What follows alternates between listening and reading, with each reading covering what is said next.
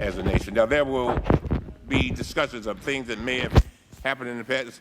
This is our watch right now. These kids are suffering right now. In South Texas, the U.S. Customs and Border Patrol is keeping hundreds of immigrant children in cages created by metal fencing. Very sorry that we have failed. Several immigrant children have died in U.S. custody. Hello there, we are so glad you decided to come and tune in. We are here to prove to you how immigration at the U.S.-Mexican border has gone out of hand. Immigration is when individuals from a different country migrate into another country, usually to find a better life for themselves and their families, providing more for their families. In this video, we will be discussing how migrants to America are treated along the way and just how our government and authority have responded and acted upon it. Immigration to America is an issue, especially on the result that it comes with. At the U.S.-Mexican border, children are being held in cages while their families try to come to America. As families migrate to America, they put themselves in danger by crossing the Rio Grande and desert terrain. While coming to the border, the process to come in to another country isn't quick, so families are still going to have to wait a while.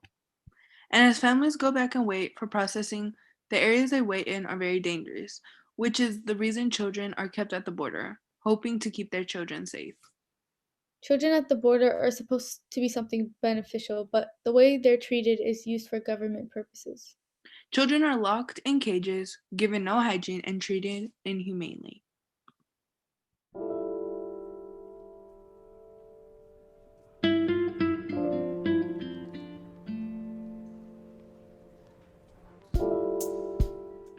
We would like to introduce the perspective of an immigration lawyer to help us get a better understanding of the issue.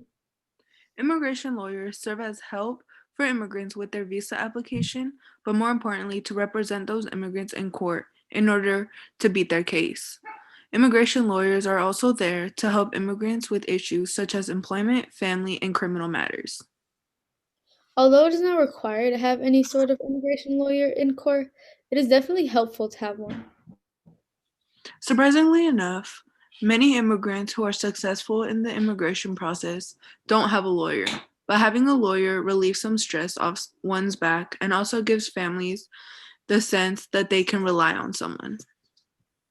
Having an immigration lawyer comes with more benefits. If the right lawyer is hired, they have a lot more experience to help the individual beat their case and can also maneuver the requirements for permits and regulations. The most important benefit is they can explain the different options an immigrant has, whereas if there is no lawyer involved, those options may not be available to one.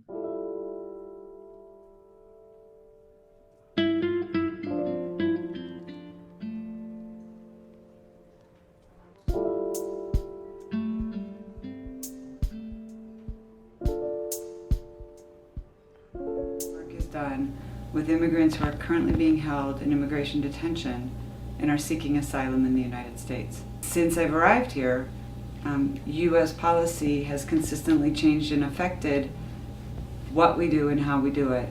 Las Americas, most of what we do is legal advocacy. Well, because for one, we hold the line and we insist that we can continue to represent asylum seekers.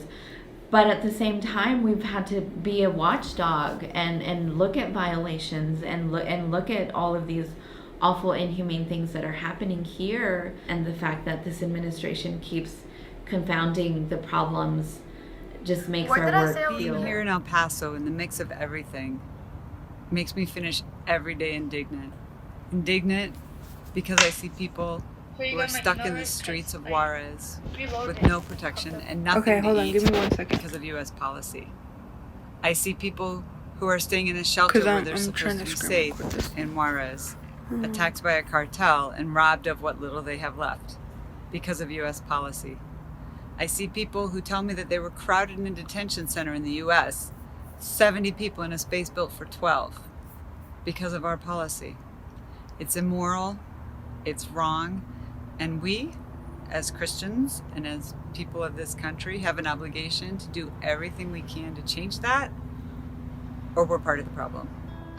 These are results that the United States wants to show. As spoken in the beginning, children treated inhumanely is one way America is trying to scare away people.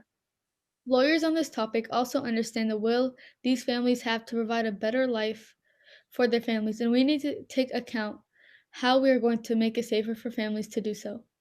Thank you all for tuning in, and we hope you see our perspective on this issue. We hope you get a better understanding and can be a part of future change.